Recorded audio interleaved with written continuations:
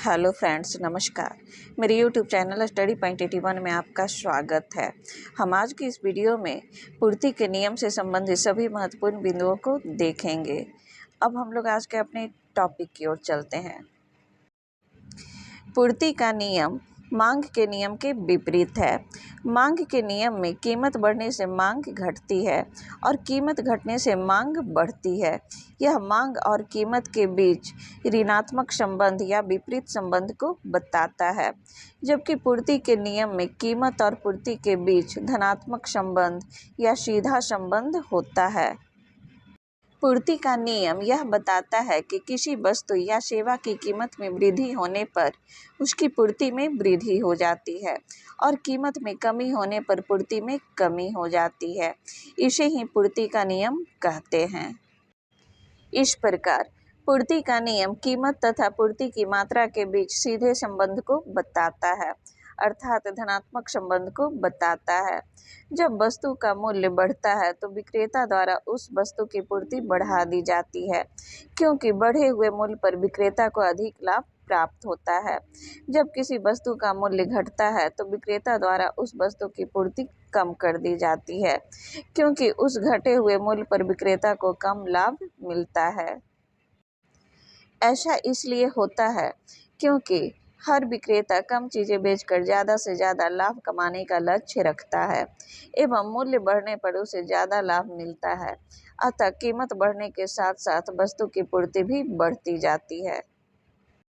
लेकिन यदि वस्तु की कीमत में कमी आ जाए तो विक्रेता कम वस्तु की मात्रा बेचना चाहेगा, क्योंकि उस समय उसे कम लाभ मिलेगा।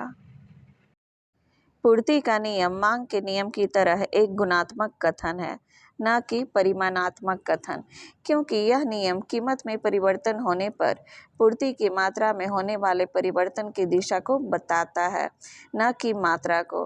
अर्थात कीमत में परिवर्तन होने से मांग या पूर्ति में कितनी मात्रा में परिवर्तन होगी इसे नहीं बताता, सिर्फ और सिर्फ दिशा अर्थात कम या ज्यादा बताता है। पूर्ति के नियम को हम लोग एक तालिका के द्वारा समझ लेते हैं। इस तालिका से स्पष्ट है कि जैसे जैसे वस्तु की कीमत में वृद्धि हो रही है, वैसे वैसे विक्रेता के द्वारा वस्तु की पूर्ति को बढ़ाया जाता है। जब वस्तु की कीमत सबसे कम 1 रुपये प्रति इकाई है, तब वस्तु की पूर्ति सबसे कम 10 इकाइयाँ हैं। लेकिन जैसे ही कीमत बढ़कर 5 रुपये प्रति इकाई हो जाती है, वैसे ही वस्तु की पूर्ति बढ़कर 10 इकाइयाँ हो जाती है। इस तालिका से स्पष्ट है कि जैसे जैसे वस्तु की कीमत में वृद्धि हो रही है, वैसे वैसे विक्रेता के द्वारा वस्तु की पूर्ति को बढ़ाया जा रहा है। इस तालिका को हम लोग एक रेखा चित्र के द्वारा समझ लेते हैं। इस रेखा चित्र में ओ एक्स एक्सिस पर वस्तु की मात्रा तथा ओ वाई एक्सिस पर कीमत को दिखाया गया है।